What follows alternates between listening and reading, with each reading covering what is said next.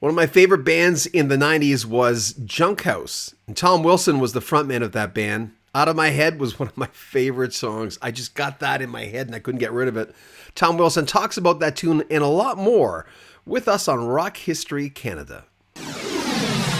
Tom Wilson, here's a guy with a smoky, rugged tone to his singing and speaking voice. Rich and gravelly. In the old days, we would call that a whiskey-soaked voice. Wilson is a highly respected Canadian musician, and his career is a genre-spanning cavalcade of different sounds. Wilson was born in Hamilton, Ontario, and he's made an incredible mark on Canadian music, both as a solo artist and members of notable bands. First, we start with Junk House. He first rose to prominence in the early 1990s as the frontman to Junk House. Here's a band that combined grunge, folk, and blues. Their debut album, Strays, in 1993, featured the hit single, Out of My Head.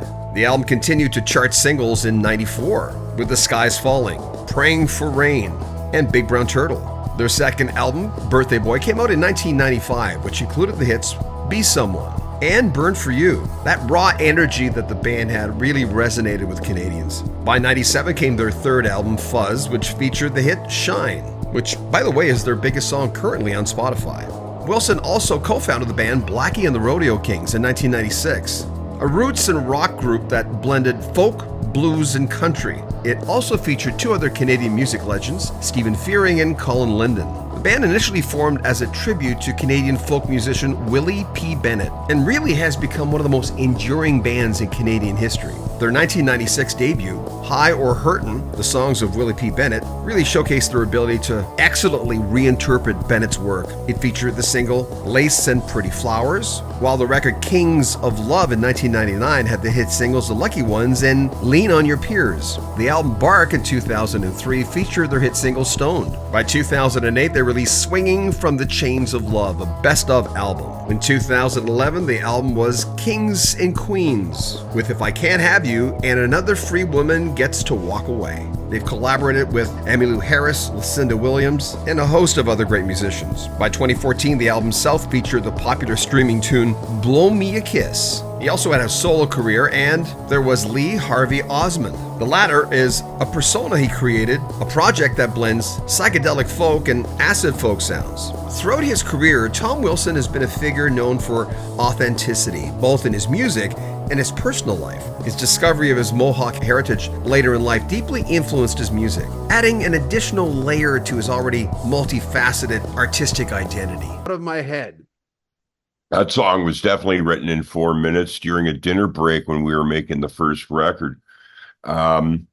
It's funny because I met a couple years after that song was out, or maybe a year after that song was out, I met Colin James. And he said, man, he says, if Howlin' Wolf was making rock and roll records right now, he'd sound just like that. He thought I sounded like Howlin' Wolf. And that started a relationship with Colin.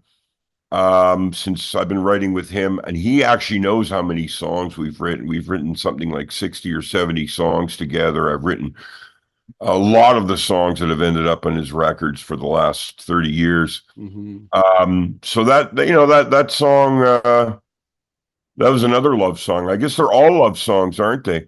But that was a love song. That was a Summer of Love, 1992 or so. Before I had written it, I was completely broke. My wife at the time came home with a piece of hash the size of my head, and we sat her with a blowtorch between her legs and a couple knives, slicing off pieces of hash and feeding them to me on the living room floor. Now that's true love in Hamilton, my friend. You're in a doctor's office, someone asks you, okay, you must be a rocker, right? You must get that a lot. Yeah, I hate it. It's just so one-dimensional, and it's people pick at the low-hanging fruit, right? But I mean, people are just people, and people are just interested. I get recognized more in Calgary or Portland than I do at my grocery store here in Hamilton. But the rocker thing, I don't know. I mean, I'm an artist. I'm a visual artist. I'm a painter. I mean, I got a painting going into the McMichael Gallery, here in Ontario. And I mean, that's about as big as you can get, but I'm never going to be known for that as far as the way I look. And I'm also write books. I'm finishing my second book right now. There's a movie on the book. I wrote a play. I wrote a musical. Yeah. But if you have hair like this, you're always known as a rocker or a rock star. But most of the time in Hamilton, I get, hey, Tom, still playing the old guitar? Like, oh yeah, I'm playing. Oh yeah, where are you playing? Oh well, we're going to be at Massey Hall, later this month. Oh yeah, where's that? Okay, well, it's in Toronto. It's a concert venue. Oh yeah, when you play in the Corktown or Squires, it's like, well, I don't really play there anymore. So it's like trying to explain to people, people walk in on your life Yeah. at a certain point and that's it. That's their reference point. And fair enough. And I like to believe in the true loving hearts of people, even if they haven't listened to me or know what I've been doing since my first single on the radio. Do you ever rediscover yourself in that way of going, oh, I've like you're painting, for instance, because you're so talented. No, I try to look forward.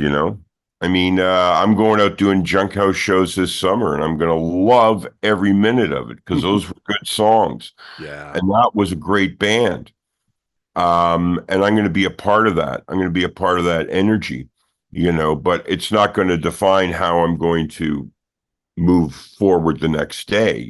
It's just it's a wonderful place to visit, but it's not where I live anymore.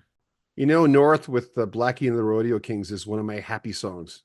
Oh yeah, no kidding. I love that one too. That's the most popular Blackie and the Rodeo King album, I believe.